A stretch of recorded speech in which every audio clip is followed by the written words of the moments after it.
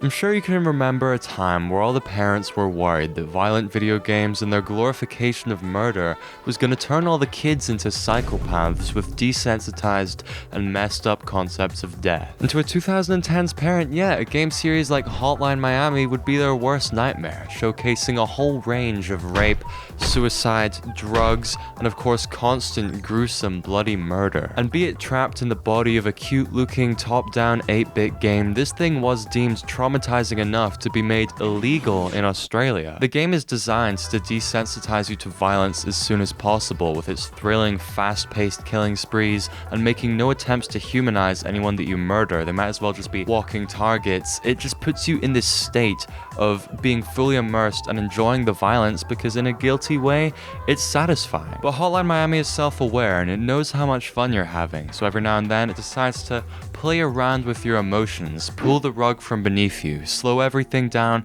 and make you reflect in one way or another on how much fun you just had doing one of the worst things imaginable. Basically trying to make you feel bad. You and I are going to take a look at how and why Hotline Miami immerses you in violence only to make you feel guilty for enjoying it by taunting you in these constant wake-up calls throughout the game, deliberately implying that you might have an animalistic inner psychopath sadist for enjoying the constant death.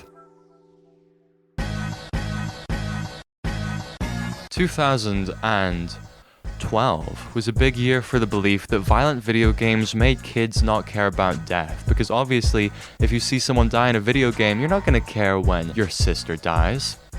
Saying it out loud now kind of just makes it seem even more outdated, but at the time, before proper research was done, I can see why this would be a very valid and very scary opinion that most parents had. And then Hotline Miami came out, putting every parent's worst concerns on steroids, only to then make players feel the full, heavy guilt for their actions. Hotline Miami was just adding a new side to the conversation. Should we let people enjoy video game violence and watch them get desensitized, or should we resensitize that video game violence and make people feel bad for enjoying it? The whole game in a way was kind of an ironic message saying to parents, oh, be careful what you wish for, because your 9-year-old son never felt like a psychopath when he was playing Call of Duty, randomly gunning people down, but as soon as he played our game and we showed him the impact of his actions, he felt just terrible. All of that might be a little bit oversimplified, but let's just take a look at how Hotline Miami resensitizes video game violence and makes players feel the full weight and guilt for their actions inside the game.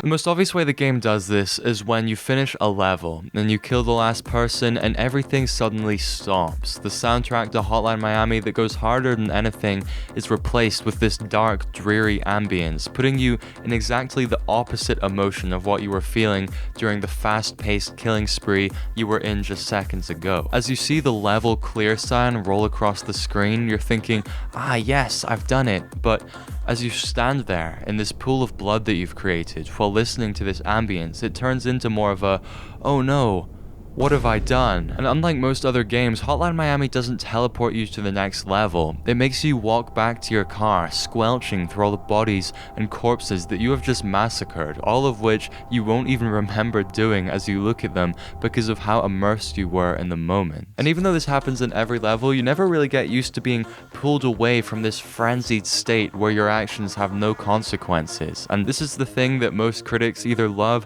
or hate about the game, but for me, it's not really enough to make me feel remorseful for my actions, rather just a bit uncomfortable with myself. But rest assured, this is only a fraction of how far Hotline Miami is willing to go to make you feel bad. In Hotline Miami 2, Evan Wright, the writer, doesn't want to kill people. He just wants to write his book about the people who are killing people, and to get information for his book, he has to talk to some shady people in some shady places, and one of these places that has information for him he can't get into because there's a security guard, and Evan is a little bit too strong for his own good. He punches the guy in the face and accidentally kills him. But something you would never expect to see in this game, Evan gets down and he gives the guy CPR, mouth to mouth, and he even calls out for an ambulance, something you would never hear in any violent video game, because death, especially the death of a side character, is just so overlooked because of how constant it is. And despite murdering like 100 people in every level of the game, this is the only time where you're thinking,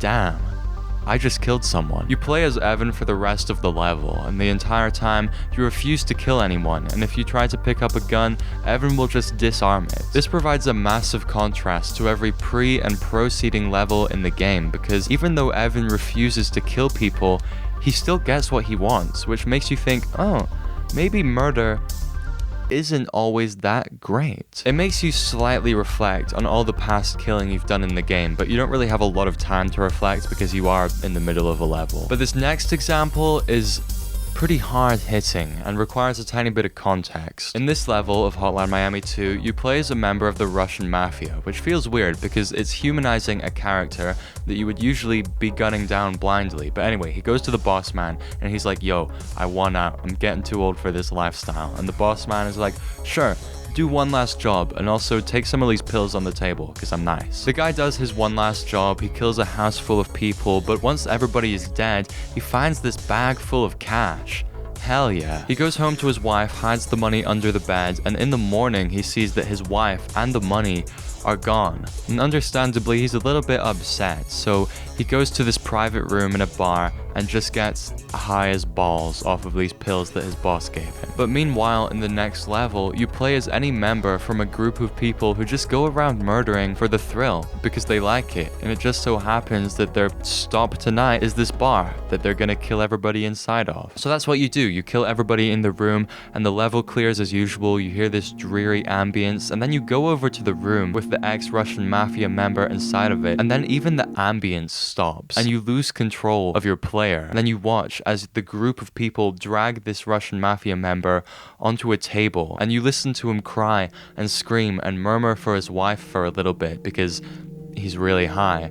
And after a little while of listening, you watch as all the characters beat him to death. This example takes the approach of humanizing a seemingly faceless character that you have murdered over and over and over again, and it makes you realize that absolutely all of them had lives. Potentially lives that were bad enough without being murdered. This is a moment in the game where I was actually like, damn. I had to take my headphones off and close my laptop because that felt horrible. I didn't want to play for the rest of the day, and that is some incredible storytelling on the developers' end. The people who made this game know exactly the kind of feelings they're putting in your brain. I won't list every example of Hotline Miami trying to make you hate yourself because that's kind of the whole game, but some honorable mentions of techniques that they use would be making you kill innocent, terrified police officers, killing guard dogs, I hated that, and most famously, getting down on top of some woman who is trying to crawl away from you as she leaves a trail of blood, which by the way was in the very first scene of the game, really setting the tone. But something really polarizing about this game series is Hotline Miami 1's deliberately bad and disappointing ending. The whole game has been building up to this epic climax, this conclusion where you find out why you've been told to kill these people, why you're getting these strange phone calls, and then you don't get it. The game ends almost kind of abruptly and unexpectedly. As the credits roll in any video game really, of course you're gonna reflect on what you've done, and in the case of Hotline Miami 1, all you can really do is think, damn. With no conclusion to the end of this game, it was really just the thrill of violence that made me get to this point, if you know what I mean. I can't think of any other game that would send players away with a salty taste in their mouth just because they were that dedicated to their ironic message. Anyway, that's about it. Just I wanted to point out this cool thing that I think is really cool in a video game that I just finished and I thought was really good. A lot of it's been pointed out before, but I think I put a few things on the table that haven't been discussed yet, so that's epic. I recommend Hotline Miami to anyone, even if you don't like video game violence. It will sit with you even better that way. Hotline Miami, I give you 9 out of 10. Apologies for this video taking so long. As always, I'll be responding to every single comment because you feel me, that's just how I be, that's what I'm like, I'm nice like that. Join the Discord server if you want to, and as always, I sincerely hope that you have a nice day. Angel Shibe, this is a diss track. I hope what you have right now is a sore back. Don't you dare diss me back. I regret coming on your stream for like 5 minutes and then having to go for dinner. And definitely don't go follow Angel Shibe on Twitter.